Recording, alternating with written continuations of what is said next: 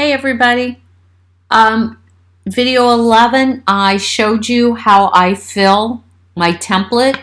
And what I want to do now is show you my finished project and what my entire matting file looks like. And we'll go through it and talk about some of the different components. Okay? So let's go look at my completed matting. This was my finished project with photos and everything in it. Okay, here was my cover, and I had a sheet of paper that had mermaids on it, and this is my front and this is my back, and I was cutting out the word Sanibel Island, and Sanibel Island's actually out of a piece of paper, my pattern paper. I then have my spine, and then here's some of my pages, and here's what I wanted to show you. You'll notice that I have stripes of words. Here's some of those shells that were on that large print page that I wanted to use. Here actually is a cut apart that I'm going to cut apart. I cut apart and then I did an offset. Remember all the offsetting we've done? I did an offset so that I could have black cardstock behind it. Let me zoom out. I have my pocket here that I filled with paper. Then I also decided to cut a strip of paper here and back it with black cardstock, and I only glued down the bottom, and on this shell piece I only glued part of it down so I had a little tuck point. The shell is actually, I'll show you, but it came out of paper and so I isolated it. Here I cut out one of the cards and designed my cards, and this was strips of paper from a 12 by 12 with stripes. Here I used a card there, I think a 4 by 6 card. This is actually a circle out of the design from the paper, so I isolated it and cut it kind of to make my own templates. There's me and my sisters being goofy. And if I zoom out, I have every single, whoa, I have never had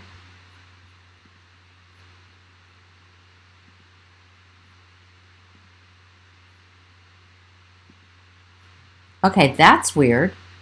I have never had Silhouette Studio do that to me before. It just blanked out on a bunch of stuff. Huh.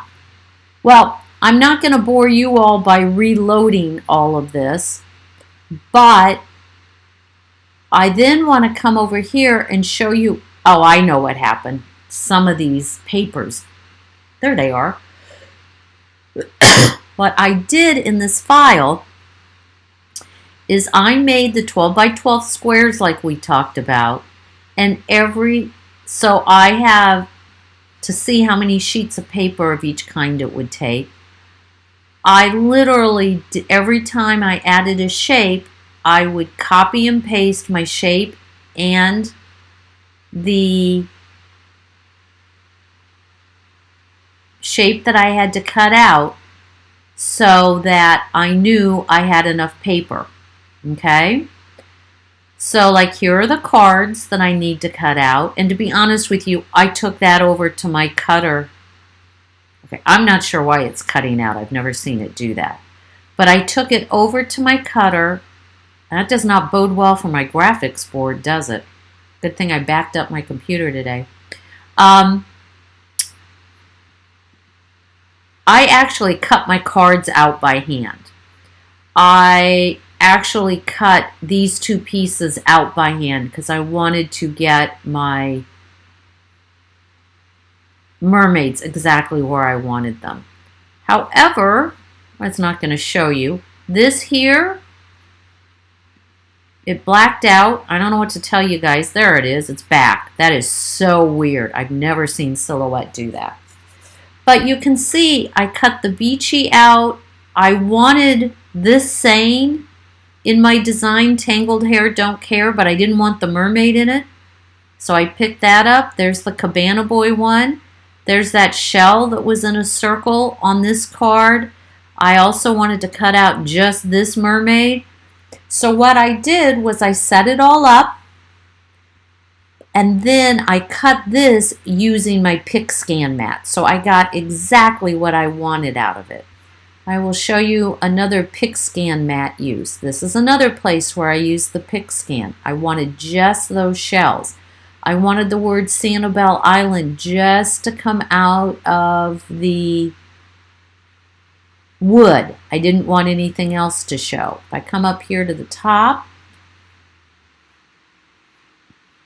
if you remember, I had one of those circles over here. I had this circle isolated, that little mermaid, so I used that and I cut that. So I find the Picscan mat to be very, very helpful. So if you create, you can just come in here, and if I'm going to cut things by hand, because I'm going to do a quick, simple album where everything's squares and rectangles, I don't care if my paper, there's that Tangled Hair Don't Care card. If I don't care how it's sized, I just throw my patterns in here to make sure I'm telling a good color story.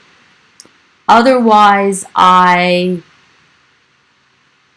then I just I'll cut these rectangles out by hand because it's sometimes quicker than loading it in the machine. But when I have these types of cuts, or I have fussy cutting, I definitely like to use the machine. One of the other things I do when I design, just so you know, is I want my paper to tell a story. And these are flaps that fold out. So here they are closed up, like here it is closed up, and here it is opened up. And I'll do that to make sure, because you're going to see them together, that they look good together, and that this is the flap on the other side. So I will move my things around. I have no idea why it's dropping these things. Like here's another one where the flap opened up. If you want to know what these are and what this is, these are my photo mats that go in this pocket. That's what that is. And like when I'm designing my page, I knew I wanted, I'm going to have to zoom out to get my paper back. That is so bizarre. I've never had that happen before. I knew that I wanted this Cabana Boy card, so I started designing this page getting that size the way I wanted it. Then I knew I wanted to run these across here, so I did that, and then I was able to size for my picture by doing, my math and adding my 1/8 of an inch or my 1/16 of an inch. This happens to have an 1/8 of an inch all the way around. So it's the same as if you're doing it manual, but this way you get to drop it in. Make sure you like the papers. I've never had it do this. New bug report for them. And I can see absolutely everything in my album. And I can constantly move things around. I can change. Like, see, you'll notice that I have this showing up twice. Why do I have it twice? I have it twice because as this album unfolds, these are the 4 that you're going to see together. And then this one fans out to this. That's one side, this is the other side. And this pocket up here fans out into this. So that's why you'll sometimes see multiple things. It's because I visually wanted to see my album with these together. And then I wanted to see it when it was all fanned out. So you can make multiples of something. Like here it is closed. This is the front, and this is that flap open. And I wanted to make sure that I liked how this looked together. Okay? So that's a couple bonuses again. If you want, you can create the 12 by 12 squares and stack all those pieces up, get everything exactly sized. That's what I tend to do when I have a lot of Picscan cutouts. All right? So that's just a little bit of bonus information. It lets you see what my files look like when it's all put together. And then in my next video, we're going to talk about how you set all this up for printing. All right, I'll see you then. Bye.